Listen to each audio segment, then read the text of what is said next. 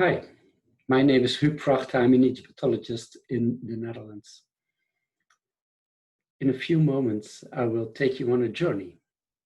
I, of course, want to present an online lecture, and I'm very happy and delighted that you attend this lecture. But that journey that I'm talking about is all about the ancient Egyptian way of thought. The Egyptians believed that when somebody deceased, passed away, he would go into another reality, another strongly felt reality that they called Duat. And in order to describe this transition from this world to that other reality, I would like to present some specific thoughts of the Egyptians, just to make it a little bit more comprehensive. The Egyptians, as I said, considered the other reality as the realm where the gods reside. Actually, this realm is a place that we would call afterlife. But the most peculiar thing is that the Egyptians didn't believe in a unique transition from this life to the new reality or that other reality, to have an eternal life from only one transition. No, every night, every evening, over and over again, the deceased person would make the same kind of transition together with the sun god. Together with the sun god Ra, he would make that transition by embarking in a sailing boat and sailing, making that night sky journey throughout the body of the sky goddess Nut during 12 hours of the night to reach that goal, to reach the eastern horizon and even have a rebirth in the morning together with the sun god, coming out of the body of that goddess Nut. And it will all happen throughout the night, that process of, let's say, pregnancy within the body of Nut, along the stars above us.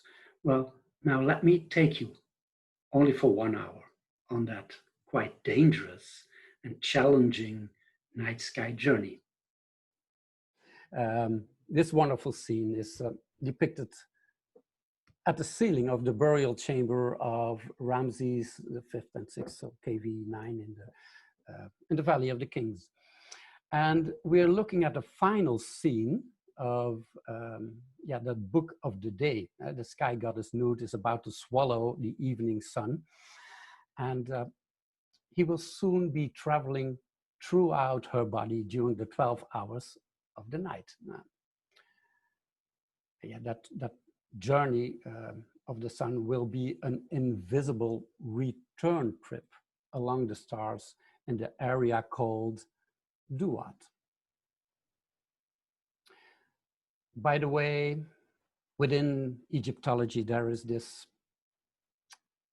expression that the sun will enter the netherworld. Well, there is no such thing as a netherworld, because netherworld suggests that the sun will travel underneath this world, but in fact, it's the other way around. Literally, the sun will make a return trip along the stars. Well, here we look at the famous solar abode of Pharaoh Khufu at Giza, and together with the sun that has disappeared behind the horizon when the sun sets, the deceased pharaoh will make a sailing trip through the night sky with lots of perils ahead. From the New Kingdom, we know this wonderful scene from our friend, the royal scribe Ani. He's worshipping the sun god Ra-Horakhti, who sails in his night barque, the so-called Mesectet. And we can see Ani standing in a worshipping position, standing on the platform of the boat. And from the ancient texts, we learn that this Ani can even be equated with the sun god Ra Horachti. We see, by the way, a human shape with a falcon head and an Ankh sign on his lap.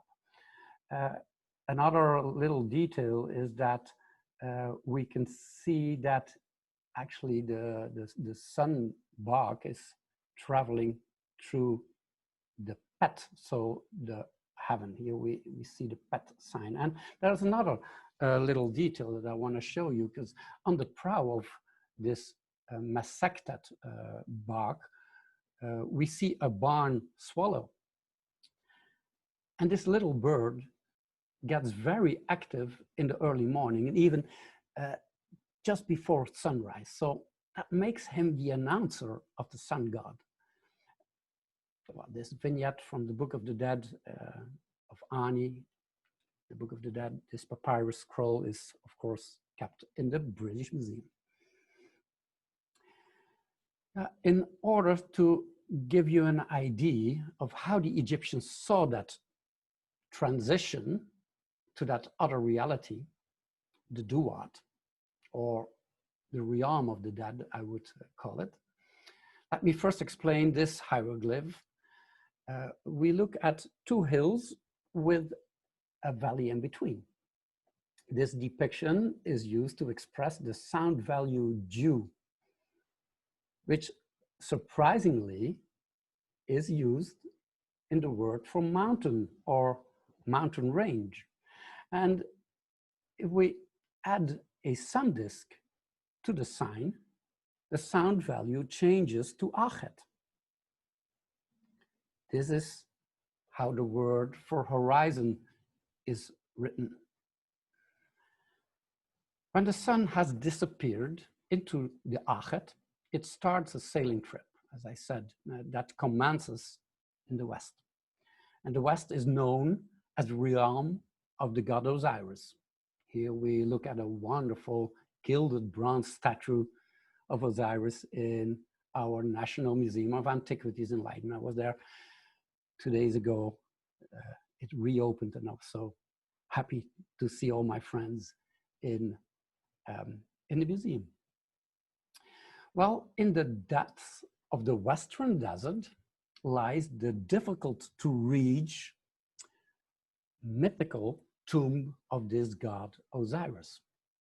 That tomb is covered by a sandy hill called Sokar. And the sun god's first goal during his night sky journey is to reach this tomb of Osiris, and he will reach this stage in the 5th hour, when the journey comes to a halt at that mound of Sokar.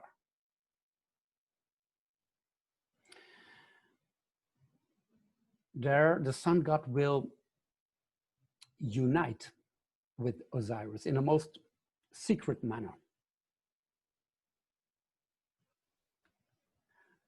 Yeah, here we look at a wonderful painting in QV 66, the tomb of Queen Nefertari in Queen's Valley.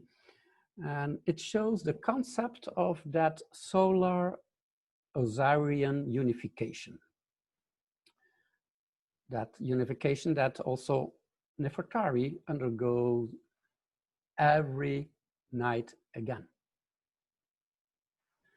In the meantime, it expresses the conviction of an eternal rebirth at sunrise. Because if we look at the text underneath the arm of Isis, we read here, Ra, who Hetep Asir. Ra, it is Ra who rests in Osiris. And on the other side, the left-hand side, underneath the arm of Nephthys, we read Asir, Hetep, and Ra. Osiris rests in Ra. So this is a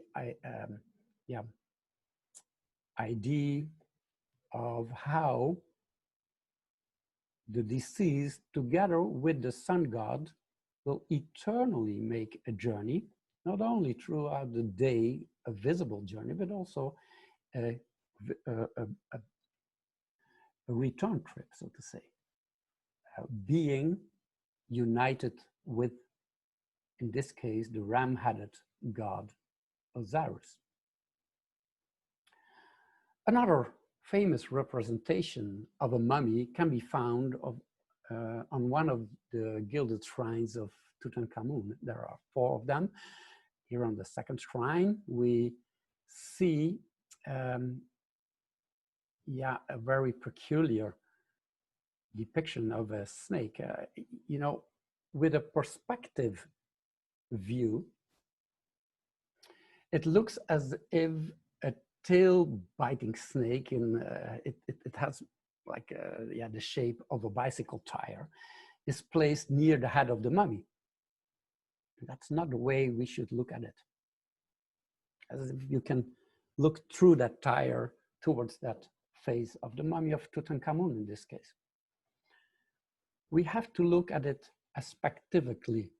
That means we have to deal with aspectivism, not perspectivism.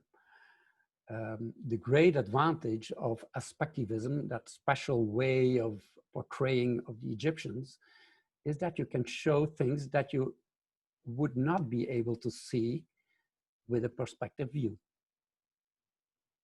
Thus, we must understand this idea as the whole mummy of Tutankhamun, not encircled by a snake, but enclosed by it in its entirety. The name of this snake is Mehen, and in this peculiar case, it's spelled in enigmatic writing. I know that some of you know how to read hieroglyphs, and I think most of us know some one letter signs, like, for instance, the letter M, normally written with a owl. Here we do not see an owl, but a duck. In this case, that duck replaces the owl, so that duck is not the sound or sign, but the letter M. And it's not really clear, but believe it, we see here that twisted rope, the age, the aspirated age, so the M, the age, and we see at the end a red crown, which is normally already one of the, let's say, the alternatives for the wave and the wave of the letter N. So Mehen, it's spelled Mehen. This Ouroboros snake who's biting his tail. Well, here we have a line drawing, and so the name of that snake is Mehen, but then it's remarkable that for this cryptographic or enigmatic writing within that cavity twice of that Mehen snake, a conscious choice has been made for a representation of sound signs that, with the exception of this solar disk, represents parts of the human body. We can see here a torso, we can see a lock of hair, we see legs. Also in the lower representation, we see a head, spitting head. We see a lock of hair, we see an arm and 2 legs. That is a reference, let's say a game not on words but on signs, to that myth of Osiris. As we all know, Osiris, who has been chopped into pieces and thrown into the Nile by his brother Seth. But as we have a closer look to all these signs here, it is, as I said, an enigmatic writing, and it's the American Egyptologist John Darnell who did a wonderful job a few years ago by, let's say, deciphering these signs. This is a torso with raised hands, so it is the sign Duat, to worship. That lock of hair has a sound called when, and when as a verb means to reciprocate, so to go back and forth. So it says to worship the reciprocating. And who is that reciprocating? Well, in the lower representation, it says Rapu Wenenu. So the reciprocating is Ra. And isn't it a bit strange that the lock of hair is located at the level of the umbilical cord? So between that torso and the legs. Talking about an umbilical cord, the solar disk in the center of the mummy, as we can see here, shows that, ram-headed bird with raised arms, which is, of course, the gesture of dua, so to worship. But it shows, in fact, that barb bird in adoration. But from that disc, a small rope comes. It's a twisted towing rope. And believe me that this towing rope goes further to the left. And then there you will find more Duat dwellers who are towing.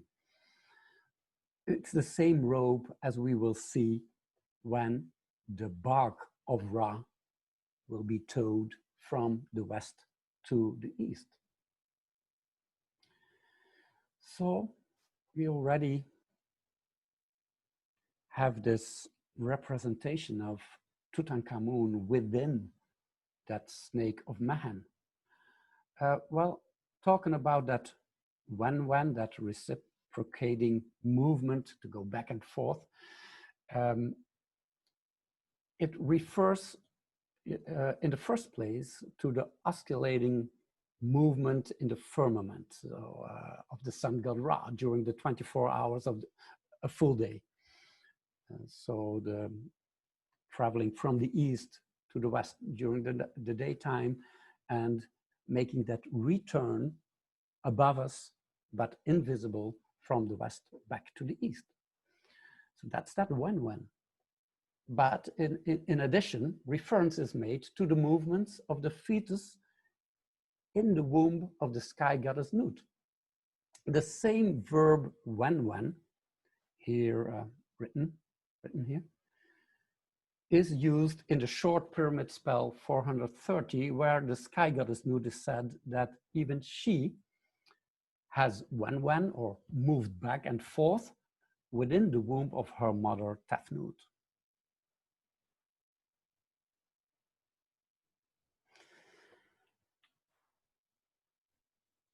A few minutes ago, I showed you this wonderful representation of Osiris, Ra, let's say unification between the two sisters, Isis and Nephthys, in the tomb of Nefertari. Here again, we see the two sisters. This is a wonderful object, again, from the Leiden collection. But where you would expect Osiris or the unification of Osiris and Ra, here we find the scarab, the dung beetle. Actually, it is the transformation of the same unified God, but in a later stage. You can even read it as a hieroglyph.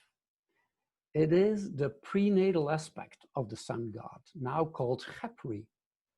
translated into the one who will soon come into being. That's why we see this scarab here, where you would expect Osiris, because you see the two sisters. Well, another wonderful representation of these two sisters, Isis and Nephthys, who carry their names on their heads. They're sitting on gold necklaces. They're both called the golden goddesses. Do you see this Jew sign where they're sitting in? You see the two hills and there's that valley, and in the middle of the valley we see the jet pillar, so the symbol of Osiris, his backbone. You even see the two Ujat eyes inside, and on top of that jet pillar we see already the Ankh sign, that famous sign of life. And which is very peculiar is that from that Ankh sign we see a pair of human arms coming forth. We have to keep that in mind, because that is a very important motive. What we see that the two arms in their hands, it's carrying the sun disk, adored by the baboons. And again, we see this pet sign here, this slightly vaulted heavenly sky. And this vignette from the book of the book of Ani actually stresses that moment of the early morning when Osiris, in his transformed guise, you could say, he became another sun, a sun with a U, spelled with a U, but also a sun. He became Horus, called now in this early hour of the day, Ra, Horus of the horizon, Ra Harachti. Maybe you recognize this wonderful scene here. This relief can be seen in the west wall, in the first hall of Osiris Mystery Chapel, in the Cenotaph Temple of City I at Abydos. It shows the anointment of the emblem called Tower, which is the Tenitic gnome where the city of Abydos is located. But what we in fact are looking at, this emblem, it represents the coffer, or I would rather say the basket that contains the head of Osiris. In fact, Osiris is looking at us. It is his face that looks at us, like the hair sign that I will show you in a few minutes. Well, this emblem plays an important role in my my explanation on this night sky journey, because what we see here is again that same emblem, but now in a line drawing. The difference is that we see a double feather on top of that basket. The double feather is here the Shuti crown, and what we can see is a black sun disk just locked in between, clamped between those two Shuti feathers. The basket is put on top of a pole, and the pole is standing in, again, that Jew sign. So now try to imagine that we are looking at the night sky, the nightly representation of the sun. Because if you have that Jew sign with a solar disk inside, it's the Achet. But now we're looking at another Achet, where we are looking at that nightly representation of the sun. And talking about Abydos, one of my favorite places to go to in Egypt because of this magical feeling of the whole Osirian and solar rebirth aspects there. We are already looking for a while at this western mountain range of Abydos. And between the hills of al-Qab, a depression can be seen in the horizon, shaped like a specific hieroglyphic sign. I guess a lot of you know what I mean. It's the web sign, the two cow horns with a sound web that can be used in webet, which means mountain range or opening. It's also web is the verb to open. And if we put or add a sun disk between the two cow horns, this sign can be used as a crown on the head of the mistress of the West. That is the cow goddess Hathor, who appears here as one of the three gilded beds from the tomb of Tutankhamun, the famous three beds.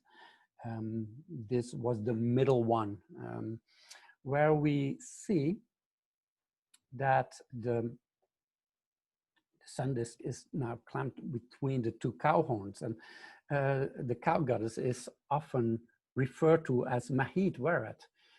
I would translate that name as Mahit means the one who is filled. Weret means grade. So the grade, I would say water-filled one. Yes, water-filled one. And that this goddess stands not only in close relationship with Hathor, but also with the sky goddess Nut.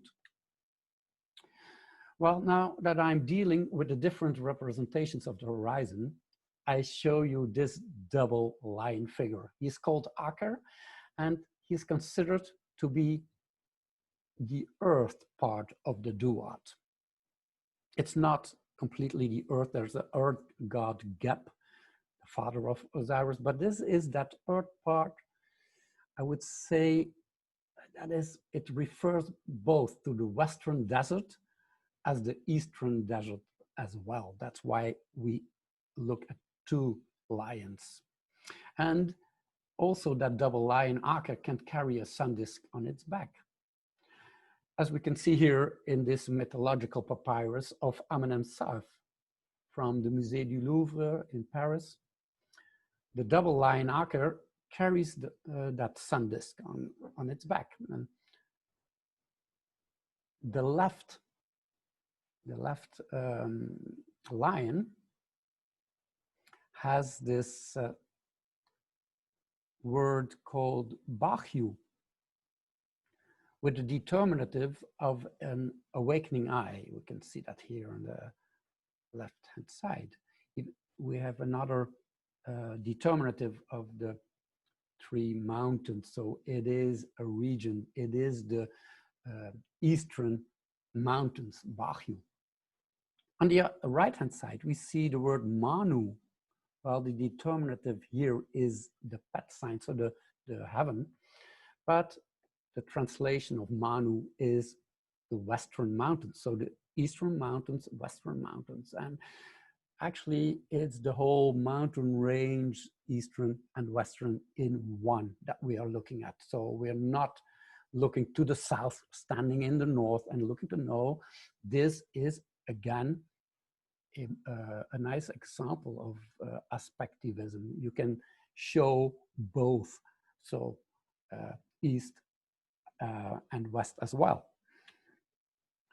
There are more representations like this wonderful vignette from the Book of the Dead of Ani, where Aker is shown with not only that Achet sign on its back, but above it, we see that pet sign, that heaven sign.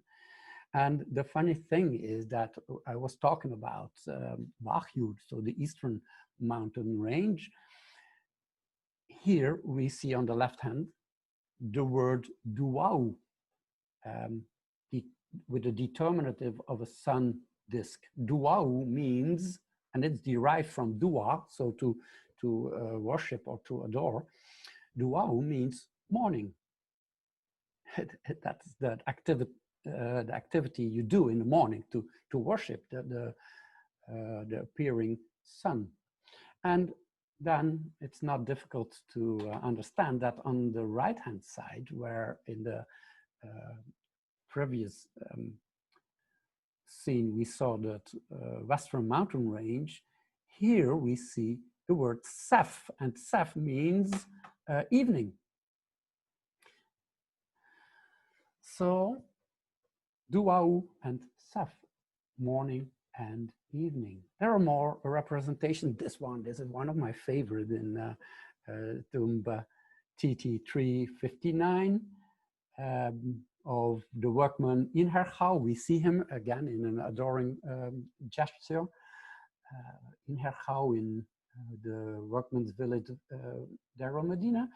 And from this achet, we see an Ankh sign hanging, which is another example of aspectivism. So there are many representations of the horizon where the sun can disappear, where the sun sets, but also reappear in the morning. And that's also here in this wonderful mythological papyrus of the Lady Gaut Session from the 21st dynasty, and it's kept in the Metropolitan Museum in New York. It shows Aker again, now like two reclining lions, with the sun disk containing a representation of the evening sun god, Atum, with a bar ram head. And he leans on a stick. And his caption says, Nechepu neb Duat, which means this god is the lord of the Duat. And the sun is now enclosed, as we can see, by the windings of the protective snake, Mehen. We earlier saw him like that bicycle tire, the tail-biting snake, the Ouroboros, as the Greek would call him. But here we see the windings, but it's exactly the same protective snake. Well, I would like to take you with me into one of my most favorite tombs in the Valley of the Kings, and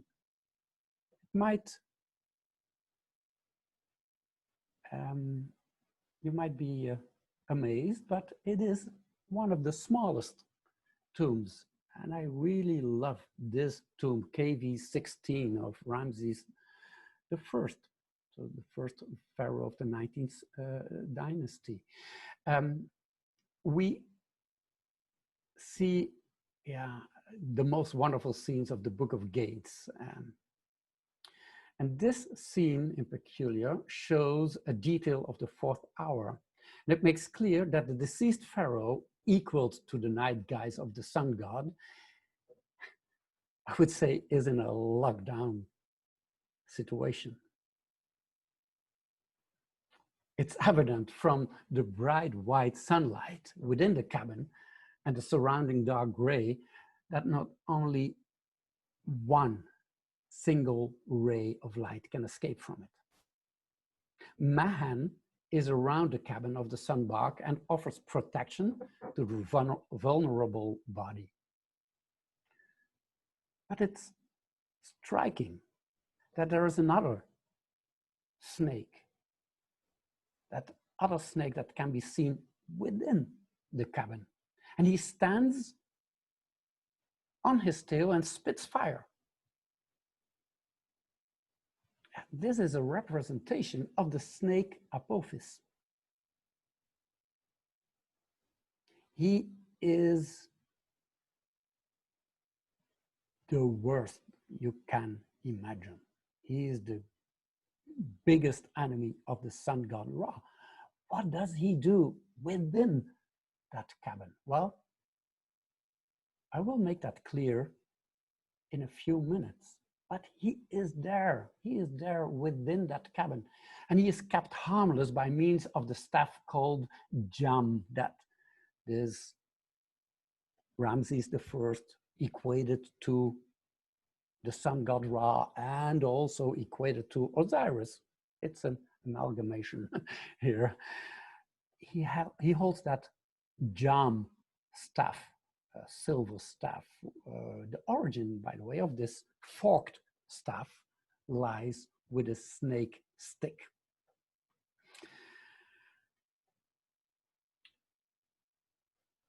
Well, talking about Mehen, the protective snake, and the verb Mehen literally means to enclose or to wind around and to encircle. So to wrap around something or even to hold within. This idea can be expressed in, as we already have seen, in different manners. We've seen that tail-biting snake, the windings of a snake, and here we even see a spiral motif. This picture shows a limestone game board of the popular game called Mehen. And it dates, this game board dates from the 5th dynasty, so from the Old Kingdom, and with some pride I say, again, National Museum of Antiquities in Leiden. And if the whole crisis situation is behind us, you're most welcome to come and visit our wonderful museum in Leiden. Well, so Mehen encloses, as I said. Here we see Mehen again as the tail-biting snake, but inside we see Anubis. He's called Genti Sech Netcher. Genti Sech Netcher, foremost of the the divine the divine booth. This refers to the embalming booth. As we know, Anubis is the embalmer, which is rather strange, is that he here wears the double crown, what you would expect on the head of Atum or the son of Osiris, Horus. But he's not there on his own, this Anubis. We can see the emblem of Tower on the left-hand side, that's anointed, and the captive says that it is Osiris, the Neb-Ta. I would suggest it says the Neb-Ta Jesser, so Osiris, the lord of the necropolis. And that Tower Abidine emblem of the basket with the head of Osiris receives this anointment within that Mehen. But then there is, just below the tip of Mehen's tail, there's something. We see the one-letter signs, and first I thought it was the name of Ptah, but no, we have to read from the right to the left, and it says Tepeh. Well, there is a word Chepehet, feminine word. Well, this is that word, Chepehet, because the next word is Aat with the letter T. So the it says the great or large Chepehet, a large cavity. So this refers to the cavity within that Mehen snake. This golden pendant of a necklace is in the shape of a squatted child with a youth lock and a finger to the mouth. This is the symbol of the prenatal sun child Ra Horachti. Again, a little golden pendant from the National Museum of Antiquities in Leiden. This line drawing of a vignette from a mythological papyrus, we first can see Mehen biting its tail, and he encloses that sun child Rahorachti. We see the two cow horns of Hathor, or Mehit Weret, and we also see the double line, Aker. And to the right, we see that baboon worshipping the sun god, for whom the accompanying text says that he is Duat, Hor Acheti, so he's worshipping Horus of the horizon. But it says that Horus is Peru am Duat, so going forth from the Duat. So this is in the early morning, right before sunrise. A similar representation can be seen in the Mythological Papyrus from the 21st dynasty again. This is the papyrus of a person called Herweban. Actually, Herweban means something like Horus is rising, or yeah, Horus is rising. This papyrus is kept in the Egyptian Museum in Cairo. What is striking about this vignette is that a pair of human arms are in embrace around Mehen. Incidentally, the word for embrace can be used in medical texts for uterus or womb.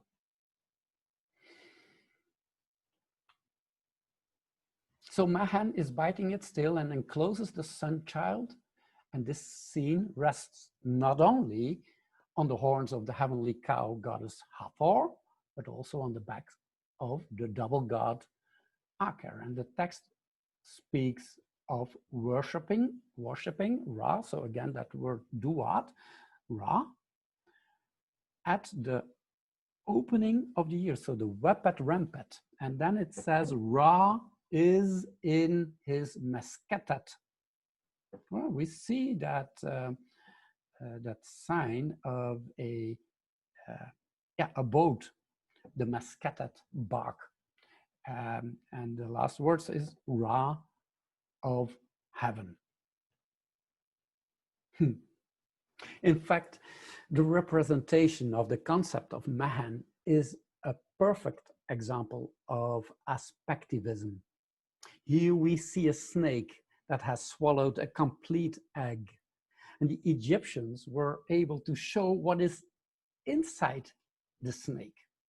In the case of Mehen, the sun child is enclosed within its membrane. After this exposition, I dare to share with you my long-held ideas about rebirth in ancient Egypt. We look at a 17-week fetus that floats in the amniotic sac that protects it from infections. And the amnion was seen by the Egyptians as a manifestation of the positive protective snake Mehen within the body of the sky goddess Nut. This thin membrane contains the amniotic fluid equaled by the Egyptians with the primordial waters of Nun. The birth starts as soon as the peritoneus breaks and the amniotic fluid leaves the mother's body through the vagina. This is called the rupture of the membranes or water breaking. Inside the amniotic cavity, there's also the apparently two-vein umbilical cord, very close or even attached to the fetus. The umbilical cord was a manifestation of the demon snake Apophis. You can call him, let's say, a necessary evil, and therefore he will not be killed until the morning has come. And we are looking at a scene from the 3rd hour of the Book of Gates depicted in KV 16 of Ramses I. It shows the creator god or the evening god, sun god, Atum. And by holding a stick in front of Apophis, he protects the sun god, the sun barque, and repels the evil snake. They're always talking about repelling him, not to kill him. That will only take place in the morning, in the first hour of the day. Well, at the end of the night sky journey, the enemy Apophis is dealt with by cutting him with a sharp knife. But nowhere is it described exactly how he reappears every night over and over again. However, allusions to the origin of Ra's enemy are already made in the Old Kingdom pyramid texts. He is in close relationship with the damned in the realm of the dead. All the damned, they all will be subjected to the punishment by the winepress god Shesmu. And this mythological papyrus can be seen in the Museo Egizio of Turin, and it shows the winepress double god, Shesmu, with the falcon head. Shesmu, he is using this winepress bag, linen bag, filled with the chopped off heads of the damned. And Shesmui, the double creature, squeezes the bag by wringing it out. I just, it's like the towel that you dropped in the swimming pool, and you squeeze it out. You know what comes out of it? The result is that the image with these heads inside, the image that will emerge is that of a slithery, bloody, and twisted snake-like creature with human heads popping out of it. Well, such an image is well known from the 6th hour of the Book of Gates in KV 17, the tomb of Seti I. Here we see the so-called those who carry the devourer. The devourer, is a sobriquet or a nickname, one of the many names for the snake Apophis. In front of these gods who carry that snake with the human heads popping out of it, there's another row of carriers, as we can see. And these figures are called those who carry the two intertwined ones, the Mehen. It's written there underneath that robe, that double robe. It can clearly be seen that it's a two-strand twisted rope. This refers to the appearance of an umbilical cord. This scene from another mythological papyrus kept in the Egyptian Museum in Cairo shows the god Seth warding off Apophis. He's warding him off with a spear. He's standing on the prow of the solar barque of Rahurachti, sitting there on his throne. Again, we see the detail of that barn swallow, and if you look clearly, you see the pet hieroglyph, indicating that the sailing is indeed taking place in the heavenly sky. However, it's not always the case that Set is in the winning position. This vignette that goes with spell 40 of the Book of the Dead shows how the owner of the papyrus, in this case, he is named Pakkerer, comes at help to Seth. The Screwjack brother of Osiris is here shown as in one of its guises, the donkey. And Pakkerer himself is now warding off Apophis with a spear. Again, a wonderful Book of the Dead in the National Museum of Antiquities in Leiden. This is a scene of the 11th hour of the Book of Gates in the Osirian at Abydos. In the barque, the snake Mehen encloses the hare sign. Remember when I was talking about that emblem of Tower where we saw the face of Osiris staring at us. So in the frontal representation, which is quite rare to do that. Well, we of course know Hathor with her face, but to depict somebody from the face is not very common. But this, in the barque, the snake Mehen encloses that hare sign. And hare, of course, has a meaning. The normal meaning is face. But it has a triple meaning here. First, it refers to the head of Osiris. Secondly, it refers to the sound hare that is a homophone to the name Hare Horus. Thirdly, it refers to the head of a baby that appears first at childbirth. It's striking that Mehen has not yet released its tail. This indicates that in the 11th hour, the water breaking has not yet occurred. In the 12th hour of the Book of Gates, we see the front of the night barque on the left-hand side. The cabin is still protected by that snake Mehen. The boat is towed by 4 dwellers of the Duat. And then we see 9 gods, 5 with human heads and the first 4 with jackal heads, and they all carry a sharp knife. They threaten the gagged snake Apophis.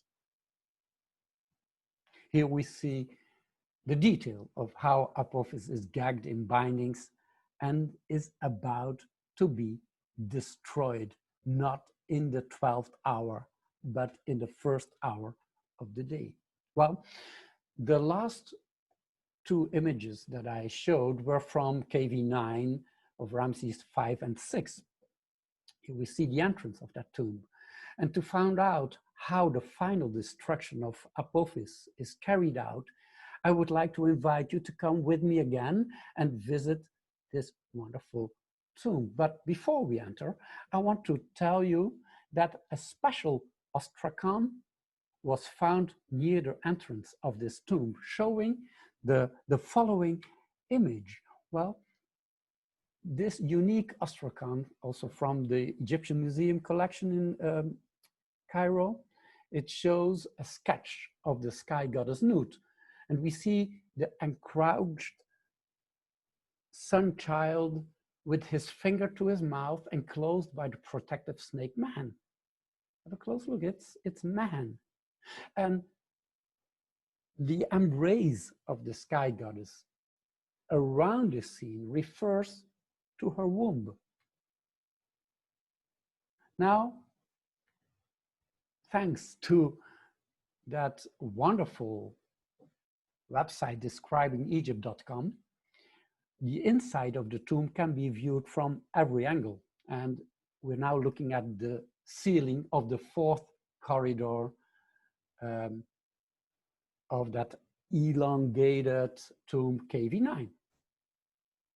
And we see this representation of the sky goddess Nut. Well, the appearing line drawing points out that we look at the rebirth of the sun. I take it back for a moment and have a look at that line drawing that appears. Then we can clearly see, well, I'll make it bigger for you.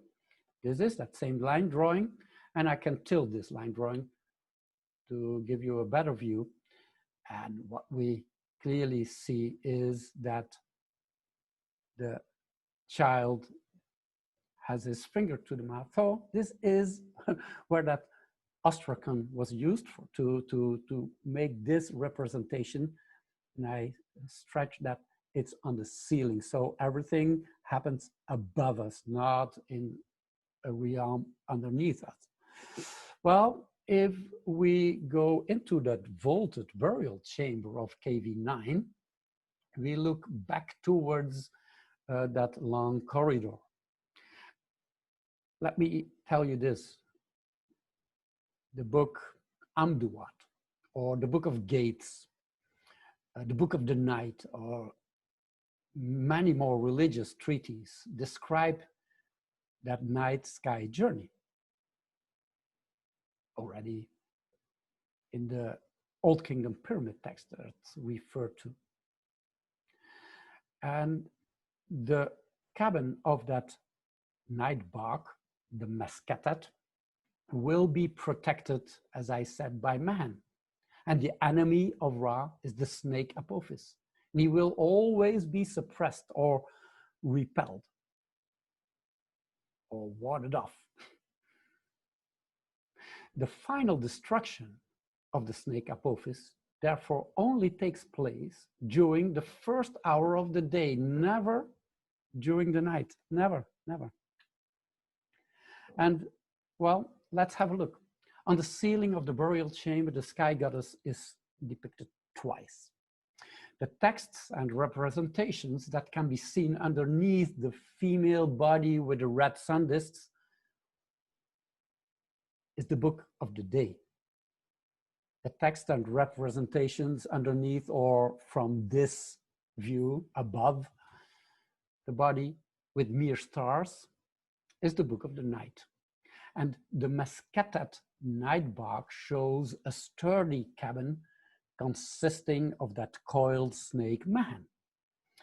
The Manjet day barque, on the other hand, has a large crew and shows only a small wooden cabin for the sun god. Now, this part of the representations of the ceiling shows the opening scene of that book of the day, where the sky goddess gives birth to the sun. And yeah, here we have a detail of that opening scene of the book of the day. We can see that the goddess Nut embraces the solar disk. Well, we do not see that child with a finger to his mouth, but we already saw a parallel in that corridor. Yeah. Yeah, what we can see though in this scene, at the bottom, we see two boats with the goddesses on board, Isis on the left and Nephthys on the right. Do we see them? It's again a clear reference to Osiris, or should I say his transformation into the new sun god Ra, Horus, because what we see here is Horus with a finger to his mouth. He is here as the standing heir to Osiris, standing in the sun disk. Well, in that first hour of the book of the day, the snake Apophis is stopped with bifurcated snake sticks and cut up with a sharp knife. The snake Apophis represents, as I said, the umbilical cord of the sun god, and he must be cut after birth at sunrise. But that's normal, because I was talking about evil, and umbilical cord can be evil for many people. But of course, if you leave a umbilical cord attached to the baby, that won't work. You have to kill that snake, that double snake, that umbilical snake called Apophis. By the way, the text makes clear that it's Ra Horachti himself who does this not harmless job. This mythological papyrus of Jet Khonsu EOF from the 21st dynasty shows how the coiled snake Mehen has now released its tail from its mouth. You almost hear it coming down. And the young sun god Ra-Horakhti is due to be born. On the prow of the barque, Horus takes on the role of the destroyer of Apophis. This papyrus is kept again in the Egyptian Museum in Cairo. And I would say it represents the breaking of course, of the membrane, the water breaking of Mehen, and the cutting of Apophis. With a sharp spear, Horus kills the hostile snake. And the three hieroglyphs that you see in front of him can be read as an abbreviation to Shad, that's the first, that knife, Shad, then Chepa, that's the two other signs. So the Ch and the P and the A is not there, it's a semi-vowel. But that could be read as Shad Chepa, which means to cut the umbilical cord. Well, I want to end my lecture with this famous scene of an African wild cat. It can be seen in that same wonderful tomb of Inhergau in Deir el-Medina. And in this vignette that goes, by the way, with the Book of the Dead spell 17, this tomcat called Miu is regarded as the Miu. Yeah, that's the Egyptian word for equal. So he is the equal to the sun god Ra-Horakhti. So after sunrise, he cuts his enemy, the umbilical snake, Apophis. So my lecture came to an end.